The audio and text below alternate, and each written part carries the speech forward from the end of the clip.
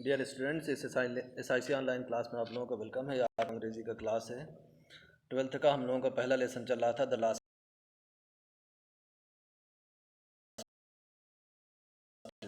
वो 11वां पैसेज हम लोगों का शुरू होता है, जिसमें जो लड़का है क्लासरूम के अंदर की कहानी बता रहा है। उसने कहा कि when ever I looked up from my writing, जब कभी वो लिख रहा था, क्योंकि लिखने वाला क्लास चल रहा था। पिछली वीडियो में पढ़ा था कि लेसन इन राइटिंग था। तो कहा कि जब कभी लिखते लिखते वो ऊपर उठा के देखता, अगर अपना सर ऊपर उठाता तो देखता क्या कि I saw M Hamel sitting motionless in his chair. तो देखता कि जो एम हैमेल हैं वो मोशनलेस, मतलब एकदम एक जगह पर फिक्स स्थिर होकर, ना इधर कहीं हिलना डुलना, एक टक। फर्स्ट एट वन थिंग, पहले एक चीज़ को ध्यान से देखते रहते। गेज का मतलब एक टक देखना। देन एट अनदर, फिर एक दूसरी चीज़ की तरफ, एक चीज़ को कुछ देर तक एक टक देखते रहते, फिर उसके बाद दूसरी चीज़ की तरफ देखते, एक टक देखते रहते। और देखने का अंदाज़ ऐसा था कि वो लड़का बता रहा है कि मानो कि as if he wanted to fix in his mind just how everything looked in that little classroom. कहा कि मानो कि वो चाहते थे कि उस क्लासरूम में जितनी भी चीज़ें,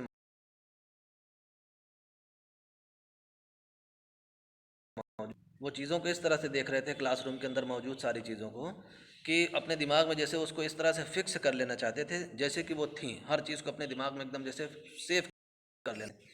बोलता है कि फैंसी, सोचो भी उस आदमी के बारे में, सोचो कि उस आदमी के ऊपर क्या गुजर रही होगी कि for 40 years he had been there in the same place, उसी जगह पर जहाँ वो बैठे हुए हैं, 40 साल से वो इस जगह पर बैठे हुए हैं, और उनको अचानक से एक आदेश ऐसा आता है कि वो उनको छोड़ना पड़ जा रहा है, और लास्ट उनका क्लास हो गया।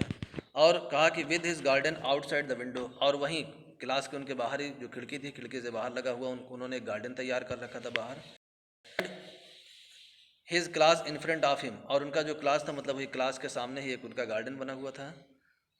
जस्ट लाइक दैट, वो कहा बिल्कुल वो भी ऐसा ही था, 40 साल से ऐसे ही वो गार्डन उस जगह पर ऐसे ही था। Only the desk and benches had been worn smooth, कहा कि सिर्फ और सिर्फ इन 40 सालों के दरमियान में अगर किसी चीज़ में कोई चेंजिंग आई थी तो जो डेस्क था उसको इस्तेमाल करते करते वो चिकनी हो गई थी, जैसे बैठते बैठते होता लकड़ी चिकनी हो जाना, वो चिकनी हो गई थी। The walnut trees in the garden, उनके गार्डन में एक अखरोट का पेड़ था, वॉलनट ट्री था। वो वर टॉलर, वो थोड़ा बढ़ गया था। बताया 40 साल से सारी चीज़ें अपनी जगह पर थी, किन किन जो चीज़ों में चेंजिंग आई उसको बताया क्या कि यानी जो बेंच थे, डेस्क थी, वो बैठते बैठते इस्तेमाल करते करते चिकनी हो गई। जो वॉलनट ट्री था, अखरोट का पेड़, वो थोड़ा सा लंबा हो गया था। And the hope wine that he had planted himself, और एक वहाँ पर वाइन मतलब एक लतर का पेड़ था जिसका नाम था हॉप वाइन, जिसको उन्होंने खुद अपने हाथों से लगाया था। Twined about the windows to the roof, होते होते छत तक चढ़ गई थी। How it must have broken his heart to leave it all, मतलब कहा कि इन सारी चीज़ों को छोड़ते हुए उनका दिल कितना टूट गया होगा, कितना टूटा रहा होगा। सोच रहा है, कल्पना करो, सोचो खाली इस आदमी को कि इन सारी चीज़ों को छोड़ते हुए उनको कितनी तकलीफ हुई होगी। पुअर मैन, उस बेचारे आदमी को, to hear his sister moving about in the room above, और अपने बहन की बुलाने की आवाज़ को सुनकर, जो बहन जो ऊपर यानी छत पर, पैकिंग देयर ट्रंक्स, जो अपना सामान सब पैक कर रही थी।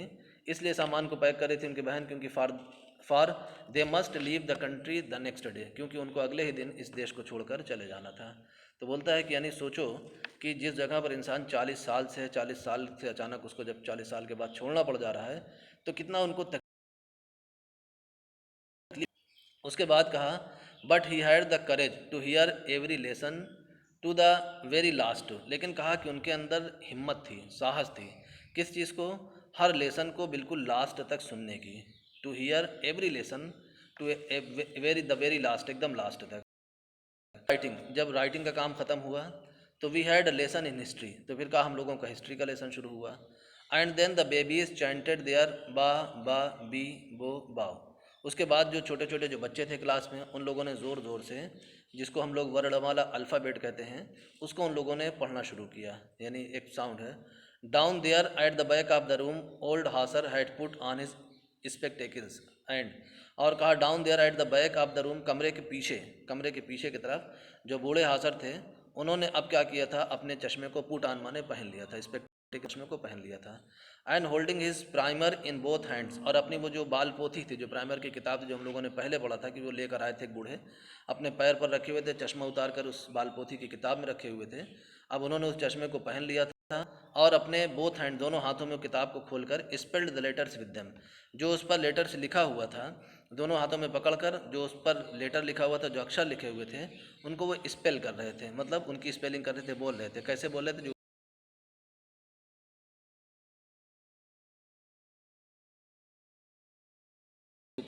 ये देख सकते हो कि बच्चों की तरह वो भी जो है वो क्राइंग, मतलब रो रहे थे जोर जोर से। जिस तरह से बच्चों को तकलीफ़ थी या सारे लोगों को तकलीफ़ थी, जो एम हैमिल थे उनको छोड़कर जाते वक्त बहुत वो अफसोस में थे, बहुत दुखी थे। तो ऐसे ही कहा कि देख सकते थे कि वो भी जो है वो क्या कर रहे थे, वो बूढ़े जो थे, ओल्ड हासर, वो भी रो रहे थे। और his voice trembled with emotion, उनकी जो आवाज़ थी वो इमोशन की वजह से कांप रही थी, एकदम बहुत इमोशन में थे वो, और उनकी आवाज़ कांप रही थी। जैसे आदमी जब अगर बहुत गमज़दा होता है, बहुत अफसोस में होता है, आंखों में आंसू हो, किसी चीज़ की तकलीफ़ हो जिसको अपने दिल में लिए बैठा हो, तो जब बोलता है तो उसकी आवाज़ भर्राई हुई निकलती है। तो ऐसे ही वो कांपती हुई आवाज़ उनकी थी। और बोलते हैं and it was so funny to hear him that we all wanted to laugh and cry. तो कहा कि उनको इस तरह से देखना, उनको इस तरह से सुनना, उनको यानी जो था वो इतना फ़नी, इतना मज़ेदार था, इतना अजीब लग रहा था कि हम सब उनको देखकर हंसना भी चाह रहे थे, हंसी भी आ रही थी, और साथ साथ रोना भी आ रहा था उनकी हालत को देखकर। How well I remember it that last lesson. बोलता है वो जो लड़का है कि मुझे आज भी कितने अच्छे से याद है, बहुत अच्छे से याद है, वो आखिरी लेसन जो मेरा था वो बहुत अच्छे से याद है। तो अब यहाँ तक